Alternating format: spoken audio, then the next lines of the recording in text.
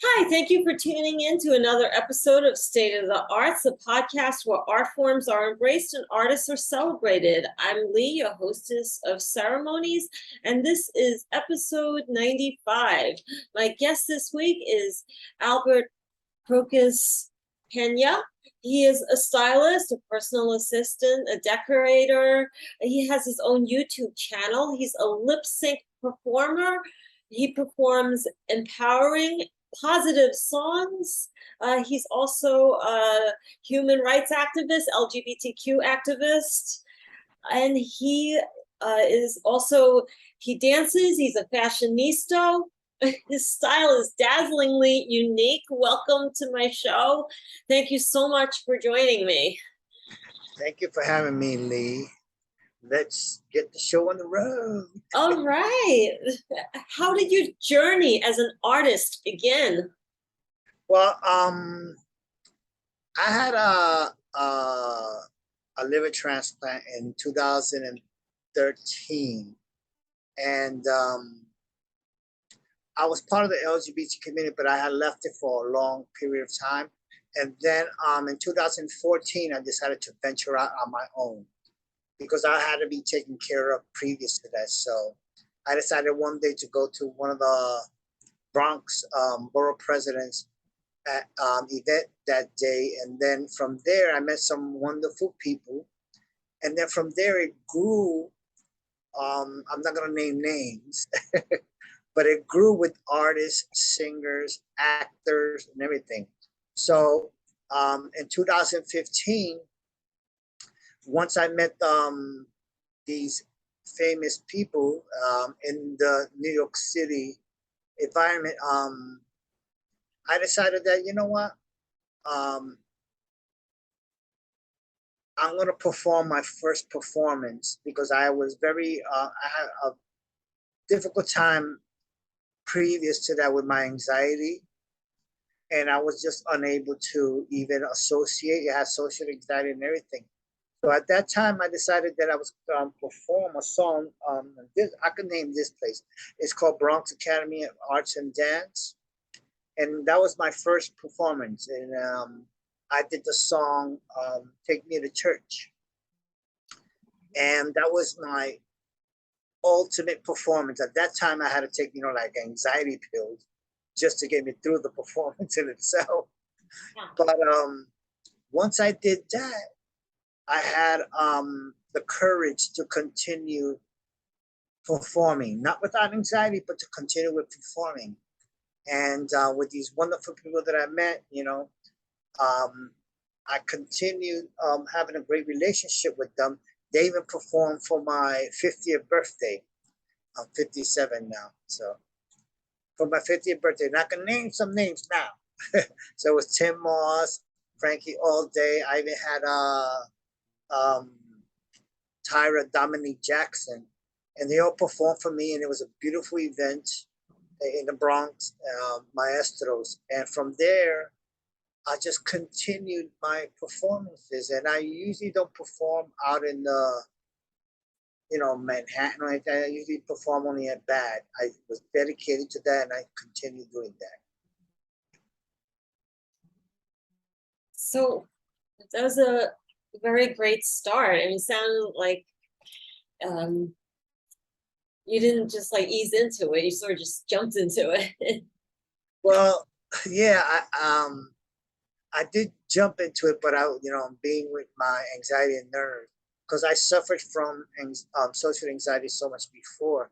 I even entered even if I entered a club, I would have to leave because my anxiety would be so bad. But that was exactly how I started meeting the people after my liver transplant, and then 2014 when I met these wonderful people, and then from there, that's when I initiated my performances and started a new journey, which is beautiful at this point.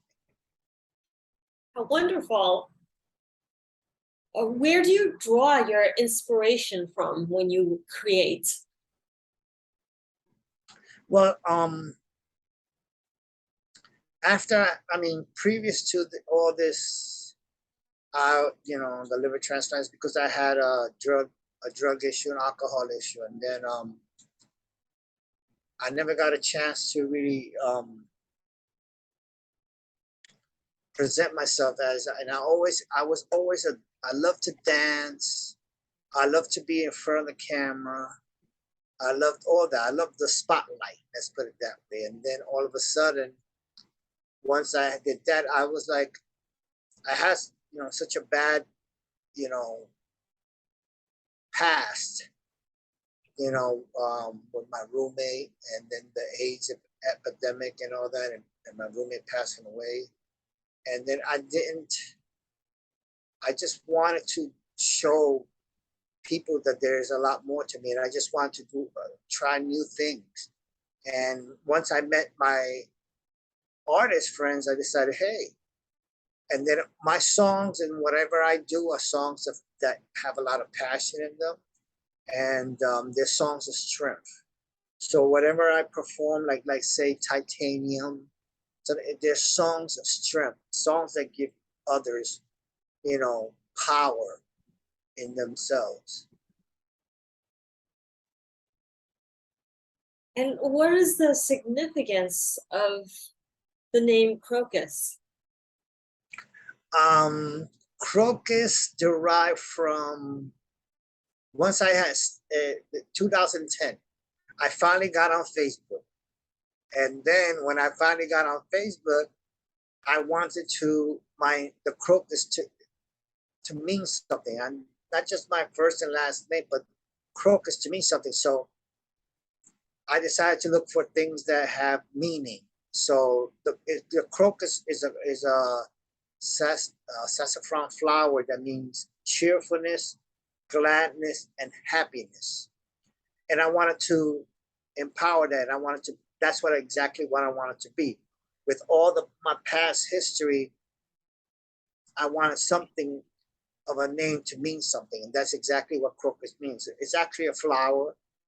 And the meaning, of course, is cheerfulness, gladness, and happiness.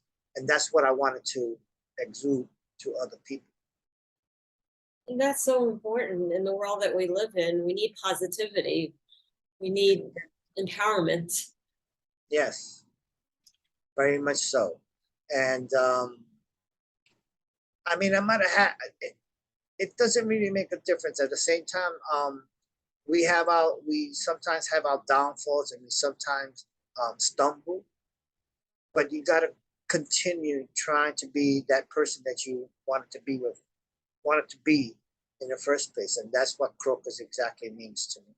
And I keep telling people, because I remember when I used to perform, I had my friend, she's the queen of the Bronx, Apollonia Cruz. I can name a couple of names here and there. She used to pronounce my name Crocus. And I said, no, it's Crocus. You got to make a name for yourself. And then that's when I started doing some styling. And I started personal assistant for a singer. His name is Aaron Paul. And then once I got into that styling and all that, I decided, why don't I make this something that is more tangible and more, and money making in that same sense. And that's when I decided, hey, let me do my side hustle, which is Crocus Stylings. So that's why I got the name Crocus Stylings, because that's how. And then of course my Instagram is Crocus411, which is information as far as Crocus Stylings, my looks, my style. I had my first fashion shoot, I think 2016, with that same artist, and I got to know the other people, and then I just got my own lifestyle in regards to all that.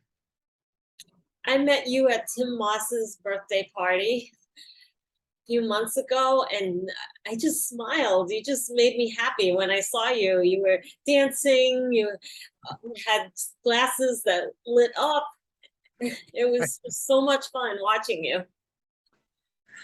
Thank you. I used to be a DJ, so my DJ days always, I was that type of DJ that I needed to dance to my own music.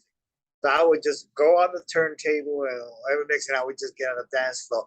Or because my brother was always involved in my DJ music days, and this is late '80s, like '86, '87, until the early '90s, and I was always the party guy. As you can see, I create my own. This is Crocus Lounge. You can't see it directly that way, but the Crocus Lounge, and I have a whole bunch of music, 45s, vinyl, and all that. But I love to dance, and you can see that on my YouTube channel, Albert Pena, lowercase. And I love to bring. I was always the party guy. Unfortunately, or maybe that's not unfortunate, but in the late '80s and '90s, I had so many parties. Everybody wanted to come on parties, and everybody was like, it's Albert's jams, and it was always a huge crowd. But at the same time, when I look back at those days, it was like, there was a lot of alcohol and drugs. I admit this, cocaine, because that's what that's what a lot of people did. That was our norm, and we didn't have no. I don't know. Nowadays, things get a little bit crazy, and I don't associate with too many people that do drugs. But even unless it's marijuana, I don't even care. That's okay with me, even though I don't smoke, but that's okay. I, I just drink, and I shouldn't be drinking at the same time. But sometimes you got to take a sip here and there just to Sure. calm. But I like to be the party animal, and un, uh, unlike previously in my life, I was I was more of an introvert. But once I started once I was dancing and doing all that, it just like became a thing that I wanted to be the center of attention. And And you are captivating. yes, it was fun. I still do. That's why when you saw me, you obviously looked at me. You had your interpretation of myself, and then not just by the look, but at the same time, by my move. And sometimes it might not be as crazy as it is, but I'll get to that rhythm where people will notice. Even even Felipe Rose from the what do you call that group, the Village People. Yes. Yes, he's like, I like your style, I like your look, and I had met the cowboy previous to that, and well, he was a little more difficult to get along with, but yeah, Felipe was really he liked the whole thing, so that was fun. I've never seen dancing like that. And I'm a ballroom dance instructor. I teach Latin and ballroom, but your dancing is so unique. It has its own element to it that's just so unusual and captivating. Oh, thank you so much. Yeah, I try my best to give you something different. Let's put it that way. And I guess it does depend how many cranberries and vodkas I had as well. Do you have a name for your style of dancing? No, it derived from freestyle music, which was my passion at that time. Freestyle music was. I'm not sure if you know what freestyle music is. Like the Cover Girls, George Lamond, Sweet Sensation, um, those groups from the '80s. So that's how I got my style. But at the same time, I watch other people, and then I just incorporate my own type of moves. And then I says, well, it depends. You gotta the hands, and then you gotta really let the hands and the body motion just go along with it. That's me. And I mean, house music was also a great passion of mine. So it was freestyle music, house music, and of course R&B, R&B in the '80s. I mean, Tina Marie and all that type of music from the '80s was a big influence. Of course, with all the music that I played, On my 50th birthday, me and my mother danced um, um, to lambada. So you could imagine, you could imagine me and my mother doing the lambada, and me over there shaking my hands like a.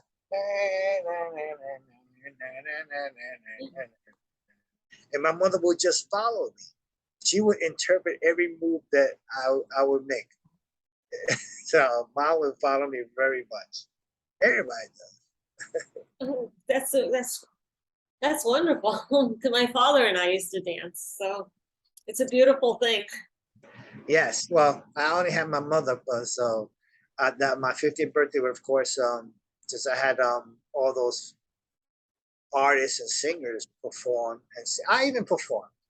That was my, I think that was my second performance, or the first. I wasn't sure if Take Me to Church was, but we did All About That Bass. So with the Queen of the Bronx and my friend Frankie all day, we practiced at her place, and that was, I was very nervous, extremely nervous.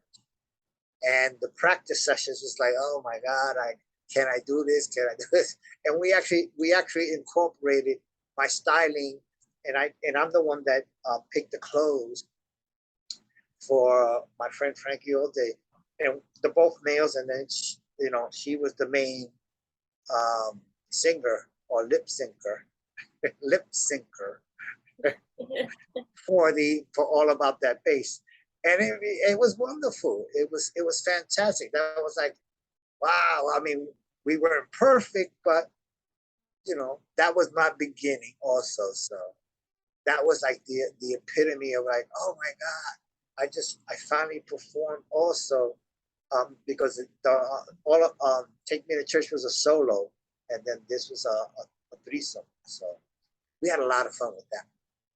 A lot of fun. That's extraordinary. How long does it take for you to prepare for one lip syncing performance, usually? It usually takes me a good week to 2 weeks, depending on the song.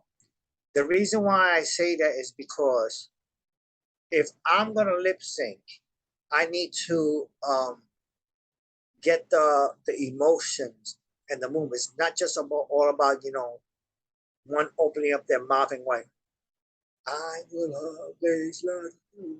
No, you have to get into that emotion where you can't overstate something, you can't understate something.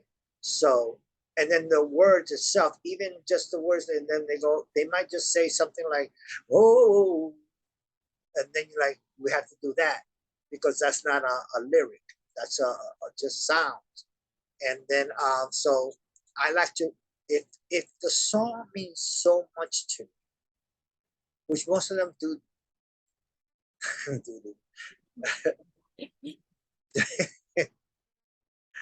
I would take my time to practice it. And at the same time, I would have 2 or 3 songs that, just in case, and I record myself practicing. And if I feel that my emotions are much more in this song than the other song, then I will choose that song. Because also the lyrics and the might not come out as well. So I take my time, and then I already have. I'm supposed to be perform. I may perform on September 10th, which is at BAD, Bronx Academy of Arts and Dance, and I'm debating between a version of "Crazy," by CeeLo Green. So the version of Crazy, because I never do. I try my best not to try to do a version that it's out by the original artist. I try to do a version that is different. So the version that of Crazy that CeeLo Green is done by another person, and he does it in more of a ballad, and it has a lot of more meaning. It has a lot of more emotion to it, and that's what. And the other song is John Cicada, Angel. So it has a lot of emotions into that song. So that's what it usually does take me a good 2 weeks to perfect it. I could learn the words, but to perfect it emotionally as well. That's exactly. What advice would you give to aspiring artists? Well, I'm not an expert on all that, but I've seen people, and I says, well, you should practice a lot prior to the event, and you should also have record yourself in a certain light, meaning if it's the lighting itself, and you should work it, and then you go to the place and you should work your, if you can practice way ahead of time, go there 3 hours prior and then look at the lighting, because at the same time when you perform, the lighting is a lot. I know I got some lighting over here and everything just to, for you to see me, but I see a lot of people and then they take pictures, they do performances, and the lighting is off. So, of course, practice, practice, practice. Go to the place a lot earlier for a rehearsal, whatever, and then also the makeup and all that other stuff. It does affect it. I performed last year, and the person recording didn't take me at the best light. But when I did it for that person, I took it at the best light. So people who have a photographer or videographer or someone that is very smart in videotaping and all that stuff. Yeah, just practice, practice, practice, and look at your makeup. Take some photos prior to go to your bathroom. Take some selfies, blah blah blah, and then you'll be good. Hopefully. And you're a stylist too, so you know fashion very well. Yeah, I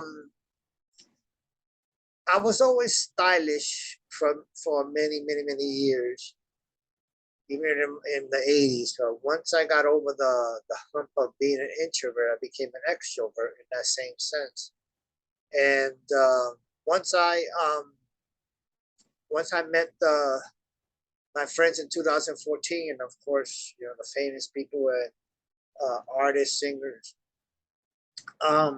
One person decided that Aaron Paul to have me help him out with his styling and all that stuff, and that's where I started. And a lot of people like the way I give out free jewelry business and that. But a lot of people didn't like how I looked. And it could be something simple as these glasses, which I had for like 10 years, all of this shirt. But it took me a little while, but I had my friend do a concert in Philly, and he came to my house, and I do fashion shows, but I usually do it not under my name. I do it and as an assistant, and I just hand out the actual like furs, shoes, and I'm more of an urban stylist. I'm not really a high fashion stylist as others are, but they respect me for being an urban stylist. That's a good thing. So I give a little bit of this and a little bit of that. Like you can see me this with a cat. That's good. I think urban styling's more interesting. A lot more. It's more fun. It's more playful. It's more edgy. Yeah, you could combine the two, and that's what I actually do. I try to combine both the urban and the semi high fashion. I could give you a nice pair of shoes or an odd looking pair of sneakers, or and then I could attach it to the black and white. The black and white. It's just very simple here, but I'm very good at putting things together as far as the higher end and the lower end. Let's put it that way. I could get something from Foreman Mills and get something from QVC, call it a thing. No, not QVC, that's a lie. Want something, high fashion with a brand name and something low fashion, put it together. as long as it looks good. Okay, so our time's almost up. Is there anything you would like to say to the listeners before we sign off? Well, follow your passion. Follow your passion. And don't think or worry about others, what others say to you. If you feel like following a stylish fashion or whatever, even if it's minimal, even at the minimal part, just follow your passion. And you could always do your 9 to 5 and all this other stuff, but follow some passion that makes you happy. Follow something that's going to bring you worth inside of you. Don't listen to other people, because the ones sometimes the people that are the closest to you are the ones that are telling you, you can't do it. You can't do this. It says, but you know what? Hell with them, and do what you got to do. And even if it's something minimal, and you go to this, and you go to that, and you just do something simple, do it. Do what makes you happy. Do what makes you smile. I always said this. I used to write a lot of things. If only for just 1 minute, I have accomplished something that everyone cherishes, a smile. Keep in touch with your dream. There you go. That is so true. And if someone wants to reach you, find out more information about you, how can they do it? Facebook, Albert Crocus Pena, Pena, Crocus, Crocus.